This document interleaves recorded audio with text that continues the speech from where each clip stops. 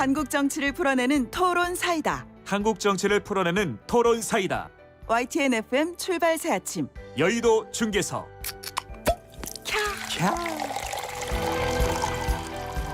네, 한국 정치를 풀어내는 토론 사이다. 여의도 중계석 시간입니다. 여의도 정치 상황 누구보다 명확하게 풀어주실 두 분 함께합니다. 자, 국민의힘 조혜진 의원 전화로 연결돼 있습니다. 안녕하십니까? 예, 반갑습니다. 조혜진입니다. 네, 더불어민주당 전재수 의원도 전화 연결돼 있습니다. 안녕하십니까? 예, 새해 복 많이 받으세요. 전재수입니다. 네, 보내주십시오. 예. 자, 먼저 이제 청와대 신현수 민정수석 휴가를 떠났습니다. 왜 떠났을까요? 일단 먼저 조혜진 의원님. 확실하게 그만두겠다는 의사 표현이겠죠.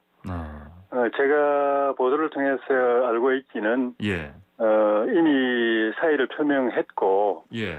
근데 그 당시에는 대통령께서 사의를 수락하고 후임을 찾는 쪽으로 마음을 정하셨다가 네.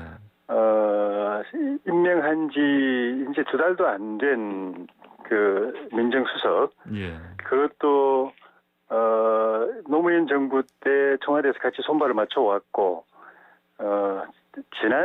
저지난 대선 때 캠프에 들어와서 참모 역할을 하고, 지난 대선 때 또 참모 역할을 했던 예. 복심 중에 복심, 문 대통령의 복심 중에 복심 또는 성골 중에 성골이라고 일컬어지는 민정수석을 2달 만에 그만두게 하면은 이거는 레임덕이 온다라는 그런 이야기 때문에 다시 거둬들였던 걸로 아는데, 예.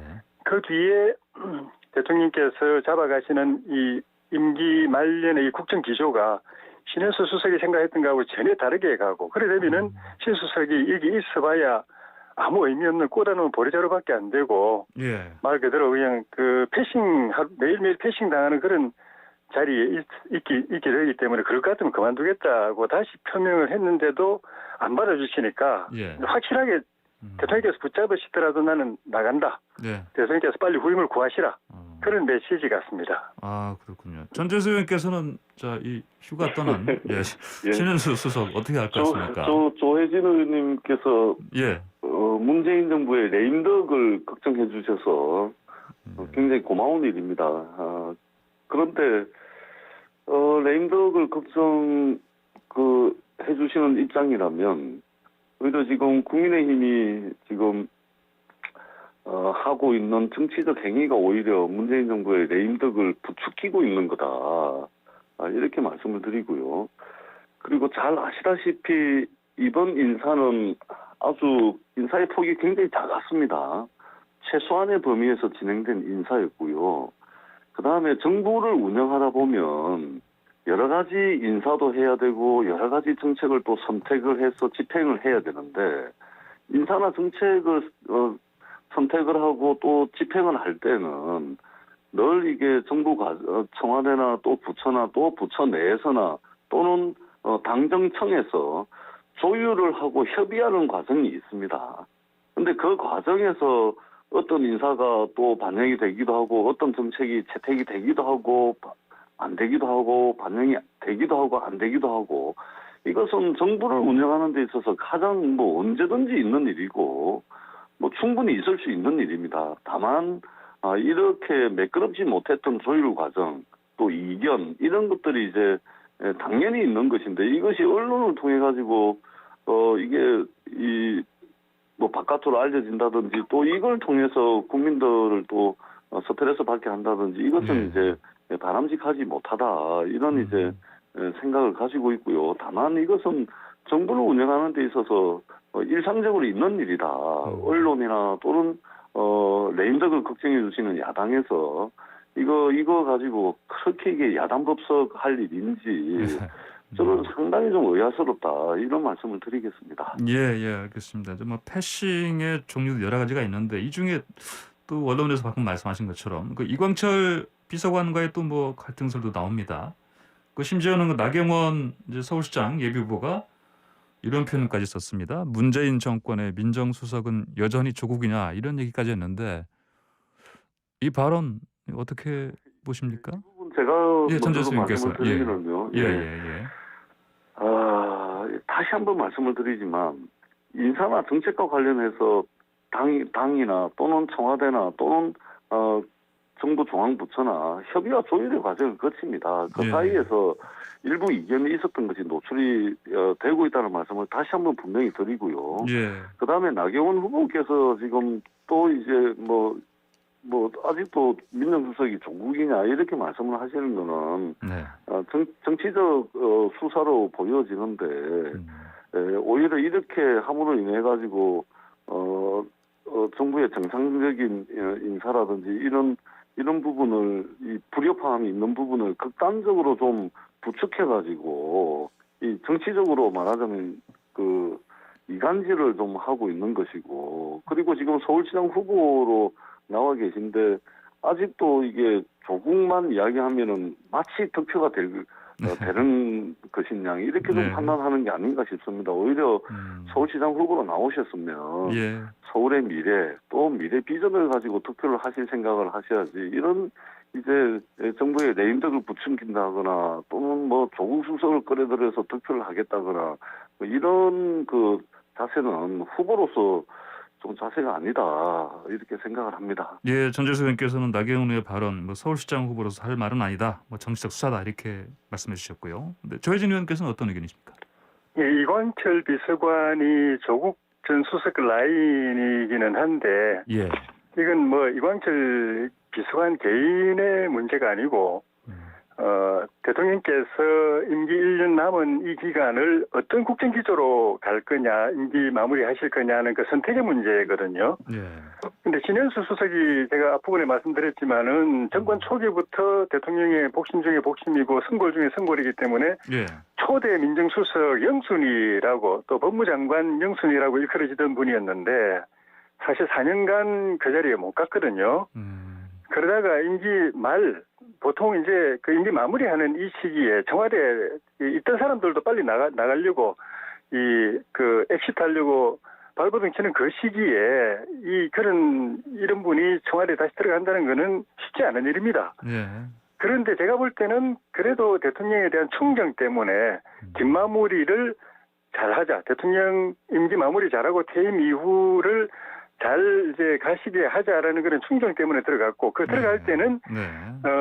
지금까지 대통령을 어렵게 했던 이 국정 기조, 그거를 말하자면 이제 조국 전 수석 장관 기조라고 한다면은 예. 그 기조를 신현수 기조로 바꿀 수 있는 여지가 보였기 때문에 대통령께서 국정기조 마무리 1년은 다른 기조로 신수석이 건의하는 그런 통합적인 기조로 갈 수 있다. 모든 걸 정상화시키는 과정으로 갈 수 있다는 기대를 가지고 들어갔는데 들어가자마자 바로 이렇게 대통령께서 한두 번 그 검찰 인사 문제라든가 이런 거 가지고 고민하다가 결국은 조국 수석 기조로 돌아갔다고 느낀 거죠. 그게 이제 특히 검찰 인사와 관련해서 신수석의 건의를 안 받아들이고 자기 그 직제상 자기 밑에 있는 이광철 비서관 라인으로 보면 조국 라인이고 조국 수석의 기조를 대변하고 있는 이 사람 손을 들어주는 걸 보고는 나머지 1년도 내 기조, 내가 건의드리는, 내가 충원드리는 이런 그 국정 기조가 받아들일 가능성이 없다.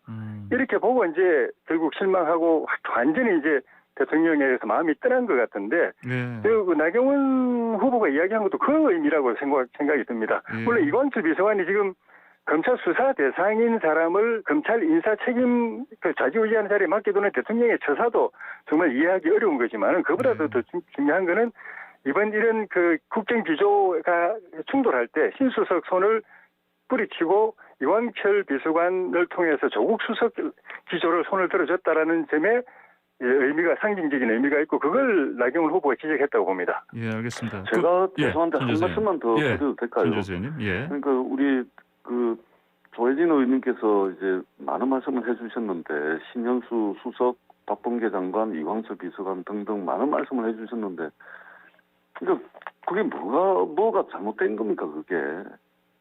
아니 그 인사 기조를 어떻게 가져가든 또는 그 과정에서 어떤 조율 과정을 거쳤고 어떤 이견이 있었건 그게 어떤 문제가 있는 것이죠.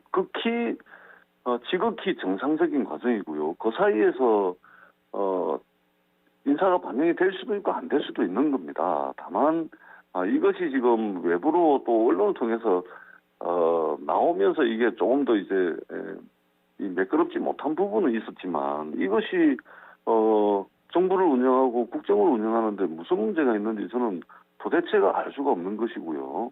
그다음에 지금 이런 인물들을 자꾸만 등장을 시켜서 무슨 조구 라인이다, 뭐 또 패싱을 당했다, 이렇게 이제 극단적으로 사람과 사람 사이를 자꾸 그 이간을 하는 이제 이걸 통해 가지고 오히려 문재인 정부의 레임덕을 부추기고 있는 극단적인 정치적 행위다. 저는 그렇게 생각을 합니다. 예, 지금 근데 신수석이 예. 신수석이 건의한 거는 일단은 검찰 관련해서는 문 대통령을 어렵게 만들고 코너로 몰아붙였던 추윤 갈등 구도를 이제 끝내야 된다. 박범계 장관을 이제 임명하면서 이제는 박윤 갈등으로 계속 그 라운드 2, 그 2라운드로 가는 거는 시즌 2로 가는 거는 막아야 된다.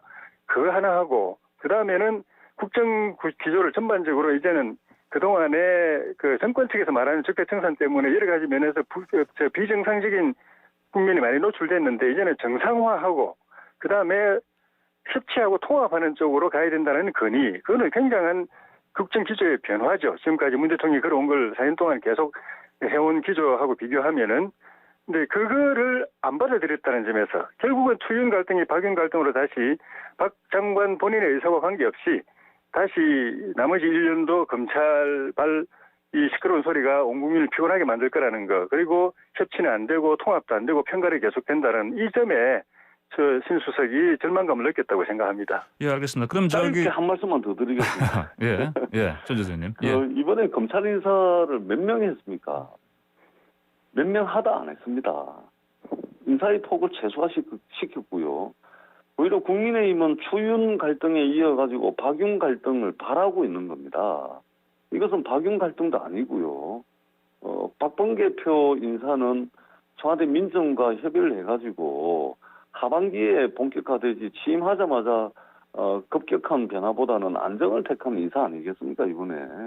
근데 마치 추윤 갈등에 이어서 박윤 갈등이 계속해서 이루어지고 있는 것처럼 오히려 그걸 바라는 게 아니라면 이것은 더 이상 문제될 것이 아니다. 이렇게 분명히 말씀을 드리겠습니다. 예, 알겠습니다. 자, 두 의원님 전화 끊지 마시고요. 광고 잠깐 네. 듣고 다시 돌아와서 토론 이어가겠습니다.